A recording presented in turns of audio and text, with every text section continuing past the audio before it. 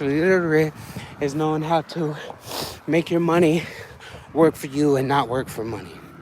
You could be a hamster on the wheel, or you could create a sort of a hamster modification wheel that to where, like, in a small form, like that's like a metaphor for you becoming an LLC owner. You could become a business owner. You could become a realtor. You could become a car dealer. You could become anything that you put your mind to. You could be an athlete. You could be a ballerina. You could be an Olympic gymnast. You could represent the U.S. in all fashions and be a proud representation of where you come from. So all I'm saying is you gotta be the change that you want to see, and not be all judgmental and not be all like, like superficial, artificial neither, because God's sponsorship and what God creates can never be. It's eternal, it's timeless, and it's priceless. So as you go through these challenges and you go throughout these days, you know that there's a certain level that you could always ascend to. So you gotta be able to ascend. You gotta be able to go through things and grow through things and know that you can change and hope for change and believe in change and speak change and know that these things, change is like a condition. It's an ever-present condition. And it's the one thing that you can count on. And it's the one thing that you need to know that is an ever-present part of life. And it's part of conditioning. But it's the one thing you can count on, just like, you can count on the thing. I don't even like speaking on it, but you got to die in order to live. You know what I mean? A lot of people end up meeting, how you doing today, sir? End up meeting their deaths without ever living. You got to live or die. So you got to embrace it. It's like bridging the gap. It's like that Steve Jobs and that Nipsey song, who detached us. You got to understand this ever present. This is your life, and knowing that as you go through changes, you can go grow through those changes.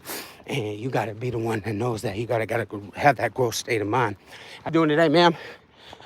And it's that part of that you always got to be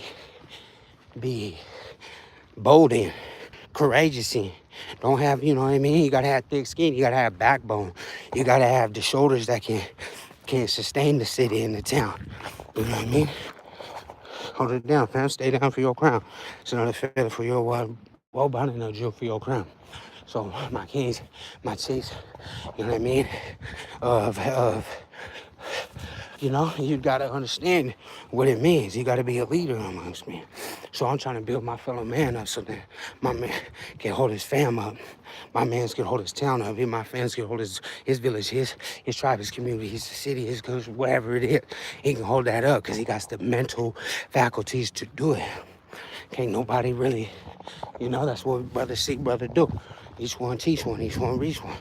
Every color, every creed, every tribe, every village deserves somebody to, give them that sprinkle. You know what I mean?